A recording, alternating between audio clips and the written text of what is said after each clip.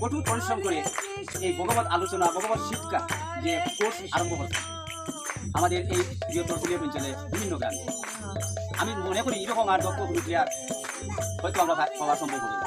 একজন ব্যক্তি, ঠিক আছে, প্রত্যেকটা সময় নেশা, দুইটা নেশা, কিভাবে নাম প্রচার হবে আর কিভাবে বৈষ্ণবদের সেবা করা যায়, ওই দুইটা নেশা।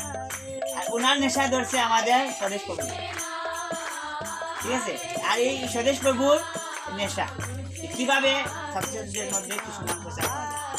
বাবু আপনি শুধু করতে থাকেন, আমাদের যা লাগবে শুধু বলবেন।